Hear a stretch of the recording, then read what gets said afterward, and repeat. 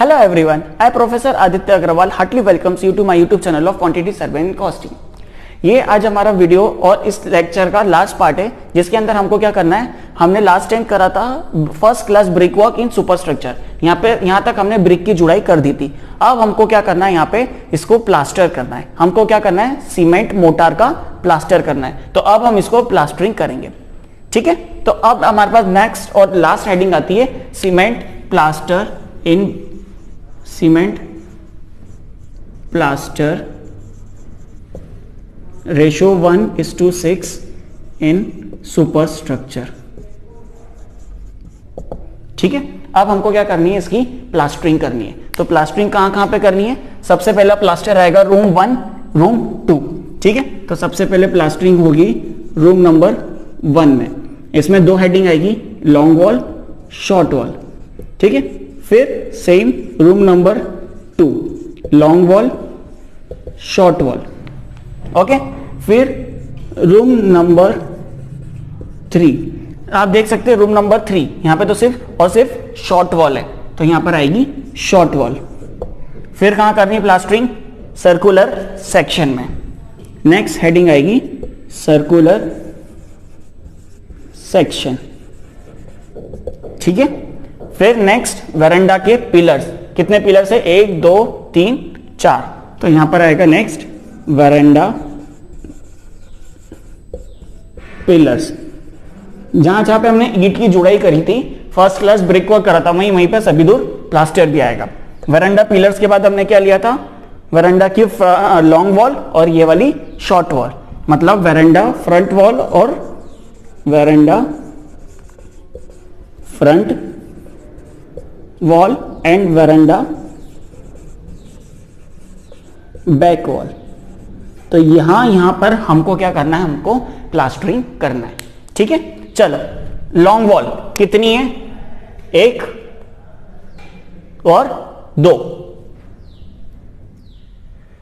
Long wall इस room में एक ही है, शॉर्ट वॉल इस रूम में एक ही है, सॉरी 2 नहीं है, एक ही। हमने क्या करा है, दोनों रूम्स को अलग अलग लिया है। वैसे लॉन्ग वॉल इसमें एक येरी एक येरी, ठीक है।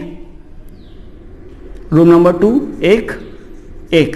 अब बीच में ये एक और वॉल है, पार्टीशन वॉल। ये किस में काउंट होगी, ये शॉर्ट वॉल में। तो अपन क्या करते हैं, रूम 2 में शॉर्ट वॉल को हम 2 कर लेते हैं, एक येरी और एक येरी, ठीक है। तो यहां पे रूम 2 में शॉर्ट वॉल को हमने कर लिया 2। अब रूम 3 कितनी है, एक शॉर्ट येरी एक शॉर्ट येरी, तो यहां पर आ गई 2। सर्कुलर सेक्शन कितने हैं हमारे पास, एक ही है, तो ये सर्कुलर सेक्शन 1। वरांडा पिलर्स कितने हैं, 4, 1 2 3 एंड 4। तो वरांडा पिलर्स हो गए 4। फ्रंट एक है, बैक एक है, ये रहा फ्रंट ये रहा बैक, ठीक है। अब लॉन्ग वॉल की डिस्टेंस कितनी है, 3.6 मीटर। विड्थ कितनी है, 3 मीटर, तो 3.6 मीटर। और शॉर्ट वॉल कितना है, 3.0 मीटर।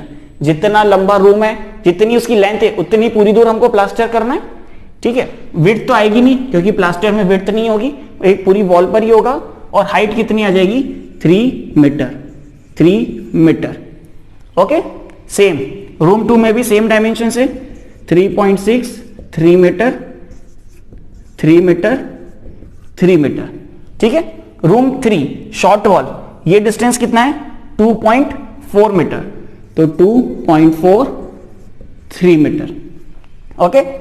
सर्कुलर सेक्शन ये ऑलरेडी हम निकाल चुके, 6.13 कैसे निकाला था, पाई इंटू एल से, ठीक है। यहां पर शायद अलग आएगा, 3.14 इंटू 1.8, क्योंकि प्लास्टर तो हम उसी एरिया पे करेंगे ना। तो ये कितना आएगा हमारे पास, 1.8 इंटू पाई, ये आ रहा है 5.65, ये आ रहा है 5.65, और इसको भी करेंगे 3 मीटर तक, ओके। नेक्स्ट वरांडा पिलर्स 0.3 साइज का है और 3 मीटर तक है। वरांडा फ्रंट में कितना है, 1.5 मीटर यहां से है, तो हमने 10 सेंटीमीटर इस साइड से और 10 सेंटीमीटर इस साइड से लिया था, तो हमारी वॉल 1.7 थी पहले भी, ठीक है। और इसकी हाइट कितनी हो जाएगी, इसकी हाइट हो जाएगी 1.2, क्योंकि अपन ने वॉल पूरी ऊपर तक नहीं बनाई है, हमने वॉल एक नॉर्मल लेवल तक बनाई है, ठीक है। वेरांडा बैक ये कितना था हमारे पास 2.7 था, कैसे निकाला था 1.8 प्लस 0.6 प्लस 0.1 प्लस 0.1, तो ये आ रहा है हाँ 2.456 सॉरी 2.6 आ रहा है और हाइट भी 1.2। तो ये सारी डायमेंशंस मुझे क्या देगा सीमेंट प्लास्टर। ठीक है, तो ये सीमेंट प्लास्टर को हम कैलकुलेट कर लेते हैं। 3.6 इंटू 3 10.8, ये भी आएगा 10.8, 3 3 ज़ा 9, 3 3 ज़ा 9 2 ज़ा 18, 2 इंटू 2.4 इंटू 3 ये आ रहा है 14.4, 5.65 इंटू 3 ये आ रहा है 16.95, 4 इंटू 0.3 इंटू 3 ये आ रहा है 3.6, फिर 1.7 इंटू 1.2 ये आ रहा है 2.04, फिर 2.6 इंटू 1.2 ये आ रहा है 3.12। तो ये मेरे इंडिविजुअल डायमेंशंस आ रहे हैं। अब मैं क्या करूंगा, इन सारे इंडिविजुअल डायमेंशंस को ऐड कर दूंगा। तो 10.8 plus 9 plus 10.8 plus 18 plus 14.4 plus 16.95 plus 3.6 plus 2.04 plus 3.12, तो ये मेरे पास आ रहा है 88.71। ठीक है, अब इसमें से मुझे क्या करना है, जहां जहां पे डोर्स आ रहे हैं और विंडोज आ रहे हैं उन सब एरियाज को मुझे माइनस करना है। आप सोच रहे होंगे कि यहाँ पर 88 आ रहा है, जब हमने फर्स्ट क्लास ब्रिक वर्क करा था तो वहां पर हमारा क्वांटिटी बहुत कम आ रही थी, वहां पर हमारी क्वांटिटी आ रही थी 46, बट यहाँ पर 18 क्यों आ रहा है, इसका रीजन हमको देखना है। क्यों? क्योंकि प्लास्टर आप क्या कर रहे हो, जैसे ये वॉल बना दी तो प्लास्टर आपको इस साइड भी करना है, प्लास्टर आपको इस साइड भी करना है, ये वॉल बना दी तो प्लास्टर आपको इस साइड भी करना है और इस साइड भी करना है, पर ब्रिक वर्क एक ही बार काउंट होता है, इसलिए ये वाली क्वांटिटी हमारी ज्यादा आएगी। ठीक है, बट इसमें से डोर्स और विंडोज माइनस हो जाएंगे। तो इसके पहले वाले वीडियोस में हमने ऑलरेडी डिडक्शंस निकाल रखे थे, वो डिडक्शंस कितने आए थे 8.50 हमारा डोर्स और विंडोज आया था, इसमें हमारा लिंटल्स भी आ गया था। तो हम क्या करेंगे, इसमें से 8.50 माइनस कर देंगे, तो ये वाली क्वांटिटी है हमारी 80.21। ठीक है, तो इस तरीके से हमारा ये जो क्वेश्चन है यहाँ पर कंप्लीट होता है। और जो डेटा आया उसको एक बार समराइज कर लेते हैं। ठीक है, सबसे पहले हमारे पास क्या आया था, एक्सकवेशन इन फाउंडेशन, एक्सकवेशन इन फाउंडेशन, ये कितना आया हमारे पास 39.89 मीटर क्यूब।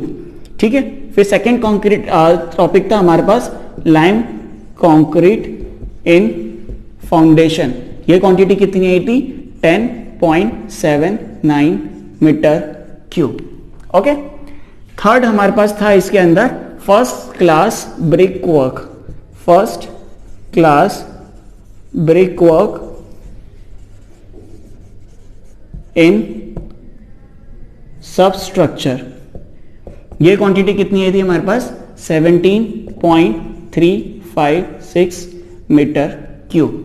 ठीक है, नेक्स्ट इसमें हमने करा था डीपीसी लेयर, जो कि हमारी 2.5 सेंटीमीटर की थी, ये क्वांटिटी हमारी कितनी आई थी मीटर स्क्वायर में। क्यों? क्योंकि इसके अंदर हाइट नहीं थी, तो ये कितनी आई थी 13.01 मीटर स्क्वायर।